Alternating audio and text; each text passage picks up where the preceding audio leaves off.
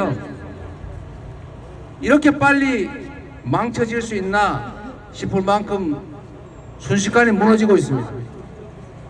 민주주의는 어떻습니까? 제가 제일 황당한 것이 명예훼손죄라고 하는 거 있죠.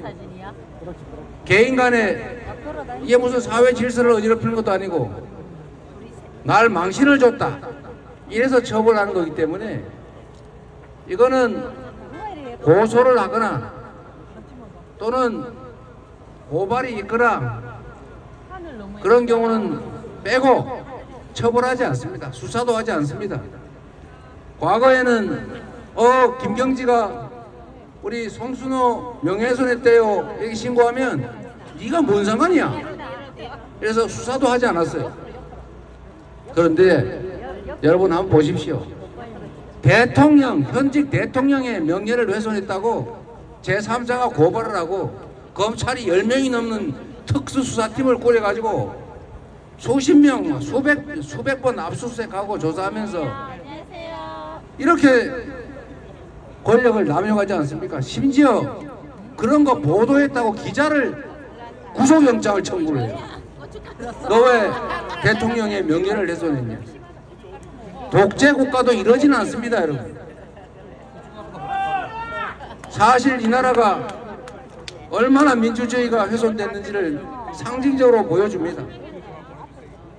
우리 더불어민주당을 포함한 개혁 진보 진영이 소위 레거시 언론에 의해서 엄청나게 불이익을 받지만 그래도 우리는 언론 자유가 민주주의의 기본이다. 그런 생각으로 언론 자유, 표현의 자유를 보호하려고 노력합니다. 그런데 대한민국의 언론 자유 지수가 폭락을 했습니다. 폭락을. 이런 망신이 없습니다. 외국 공식 연구기관이 대한민국이 독재화가 진행 중이다 이런 걱정을 할 정도가 됐습니다. 여러분. 민주주의 별것 아닌 것 같지요. 우리가 공기라고 하는 것은 그냥 많이 있는 거니까 평소에는 귀한 줄 모릅니다. 그런데 공기가 없는 그런 상황이 생기면 어떻게 됩니까? 죽습니다. 그때서야 그 귀함을 알게 되지요. 소위 연성 쿠데타, 독재 강화, 권력이 있으면 국민의 뜻과 상관없이 내 권력 내 마음대로 행사하겠다. 이런 정권이 나라를 어떻게 만들 것 같습니까? 어느 순간에 지도세도 모르게 잡혀가서 물고문 당하고 전기고문 당하고 정신병 걸리고 그리고 완전히 인생을 망치는 일이 다시 생기지 말란 법이 있습니까, 여러분? 지금 비슷한 행위를 하고 있지 않습니까? 아무나 잡아다가 탈탈 털어가지고 사돈 팔촌까지 혹시 흠잡을 데 없나 뒤지고 오래전에 다 잊혀졌던 일, 나도 모르는 일 뒤져내가지고 처벌한다고 협박해서 사건 조작해서 사람을 가두고 죽이고 실제로 벌어지고 있는 일 아닙니까, 여러분? 여러분에게는 남의 일처럼 느껴질지 혹시 몰라도 언젠가 나도 모르게 내 가족이, 내 이웃이 그런 일을 당할 수 있습니다, 여러분.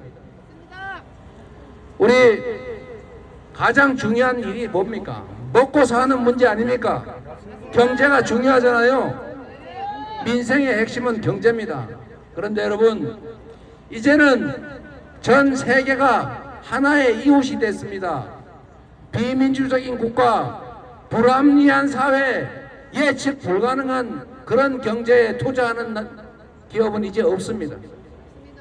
전 세계가 하나의 공간이 됐는데 대한민국 보니까 맨날 주가 조작하더라. 대기업들이 알토란 같은 회사, 자회사 만들어 쏙 뽑아가지고 알맹이 빼먹어 버리더라. 천수백만 명이 주식 투자를 하지만 언제 알맹이 뺏길지 모른다. 이런 나라에 누가 투자하겠습니까?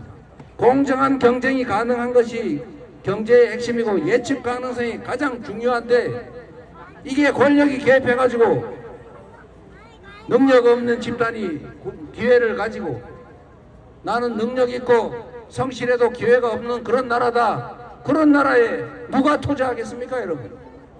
우리의 유능한 인재들은 왜 국내에 남아 있겠습니까? 다 해외로 나가버리죠. 이제는 벽이 없지 않습니까? 정말로 진정한 경쟁력이란 합리성, 민주성에서 나오는 것입니다. 그런데 이 나라가 어디로 가고 있습니까, 여러분?